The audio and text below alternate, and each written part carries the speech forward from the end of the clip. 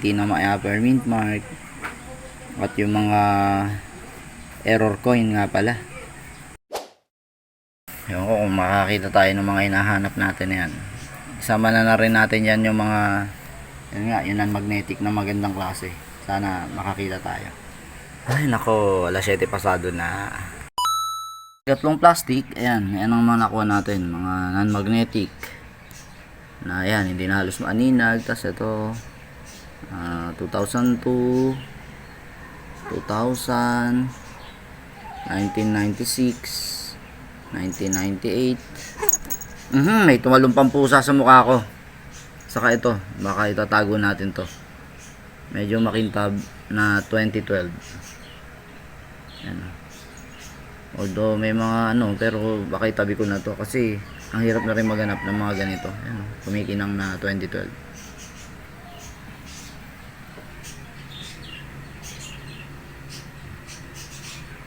Medyo kumbaga maayos-ayos na 2012 itong nakita natin.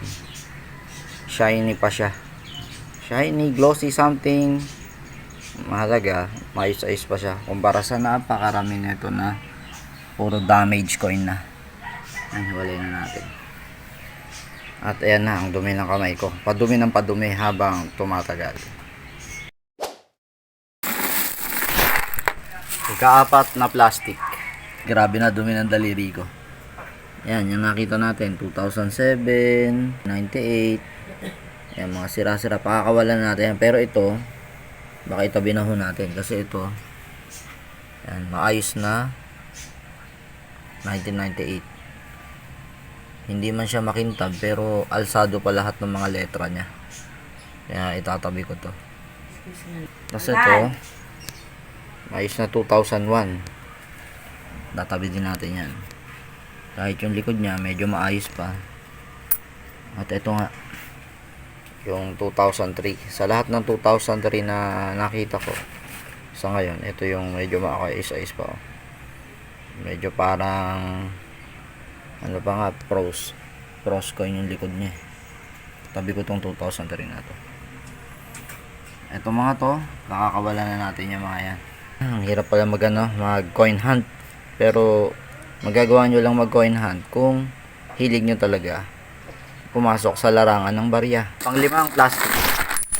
Medyo malinis na yung kamay ko. Bakit? Nagugas ako ng kamay, kumain muna ako. Ang daming gutom. Nakakagutom talaga mag coin hunt. Ang oras ay 8:25 na ng umaga. Yun nga, panglimang plastic na natin ito. At meron pang 4 na natitira. Ayun o. Tumayo yung balahibo ko.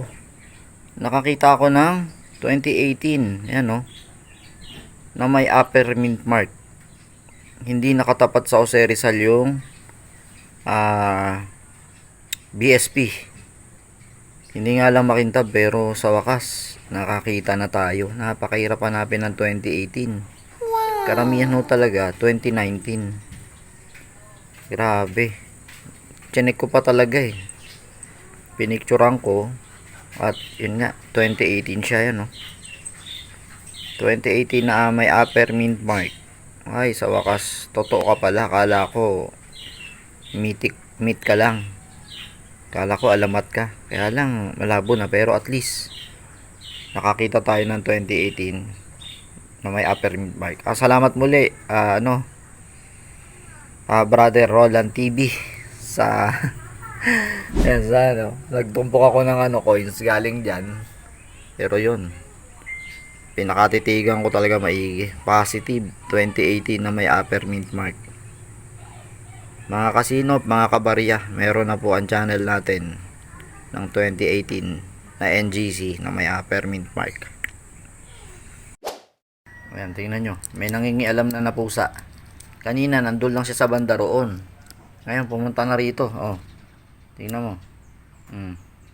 Inaamoy-amoy yung barya. Kinikis-kis yung pisngi niya. Talaga naman na inday to. Istorbo na pusa. Inday prinsesi. Buntis na yan eh, oh. Laki ng tiyan. Ay, nako, may epal na pusa. Ayan talaga ugali niya. Kung di ka kikiskisin sa ulo, pati barya kiniskis na sa pisngi niya. Oy, Inday, alis na dyan. So, yun nga, no, tapos na natin yung ikalimang plastic. At ang nakita natin sa ikalimang plastic, ito. 2015 na Pros coin. Hindi nga lang masyadong makintab ba o kaya pagkaka-pros niya. Pero at least, ayan. Ano pa naman siya.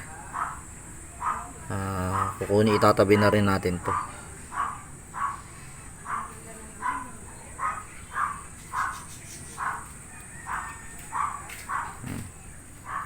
Tapos ito nga yung NGC na Upper Mint Park na 2018. Salamat sa Diyos at nagkaroon na tayo na ito. Kala ko talaga alamat ka lang. Ay, yun, mayroon tayo dalawa nang maitatabi. Ito, pakakawalan na natin mga non-magnetic kasi hindi masyadong maayos. Burado na karamihan ng mga ano niya, lalo na tong isang to. Grabe, no? Alam ko pag ang mga ganitong uri ng barya nahulog sa kanal to o kaya sa putikan bago nakita. Dahil nung panahon na bata pa ako, pag nangangalkal ako ng mga kanal, ganitong uri ng mga barya ang nakikita ko. Sa sobrang tagal ng babad sa putik o tubig kanal. Kaya nagkakaganyan yung barya. Mga non-magnetic. Kaya lang, hindi maayos yung ano. Meron pa akong yung nakuha, hindi non-magnetic. Kaya lang, deform na coin. Siguro nabaksakan to ng mga bigat na bagay kaya na-deform siya.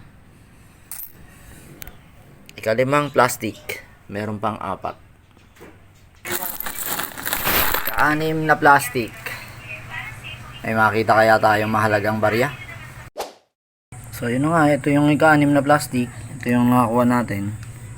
At ayan, yung 2003 pala na ganitong modelo, hindi na magnet yung yan yung malabo, pero itong mga magagandang 2003 pala magnetic na talaga to.